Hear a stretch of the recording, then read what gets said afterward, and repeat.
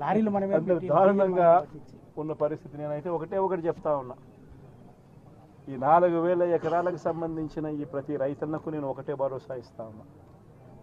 ఈ ప్రభుత్వం మీద ఒత్తిడి తీసుకొచ్చే కార్యక్రమం జరిగేందుకే, చేసేందుకే ఈరోజు నా ఈ పర్యటన.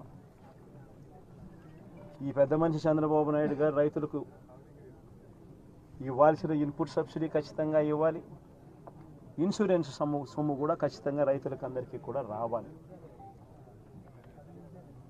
ఏ రైతన్నకు కూడా ఇవి రాని పరిస్థితి ఎక్కడైనా ఉంది అని అంటే మాత్రం ప్రతి రైతన్నకు నేను ఒకటే చెప్తా ఉన్నా, కళ్ళు మూసుకుంటే సంవత్సరం అయిపోయింది, ఇంకా కళ్ళు మూసుకుంటే మరో 3 ఏళ్ళు ఓపిక పట్టండి, వచ్చేది మన ప్రభుత్వమే.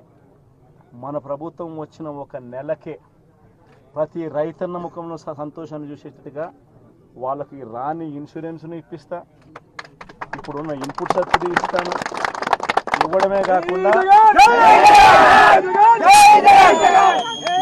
కాకుండా ప్రతి రైతన్నకు 2023లో ఏ రకంగా ప్రతి రైతన్నకు 50,000 రూపాయలు మళ్ళీ ఇచ్చినట్టుగా ఆ డబ్బు కూడా మళ్ళీ ఇచ్చే కార్యక్రమం కూడా ఖచ్చితంగా రైతన్నకు. ప్రతి రైతన్నకు నేను భరోసా ఇచ్చి నేను ఈ విషయం చెప్తా ఉన్నా. వైఎస్ఆర్సీపీ పార్టీ తరఫున నష్టపోయిన రైతన్నలకు కూడా ఖచ్చితంగా పార్టీ అంతో ఇంతో, అధికారంలో మనం లేము, ప్రతిపక్షంలో మనం ఉన్నాం, అంతో ఇంతో చేసే కార్యక్రమం మాత్రం ఖచ్చితంగా చేస్తాం. అది రాబోయే రోజుల్లో అవినాష్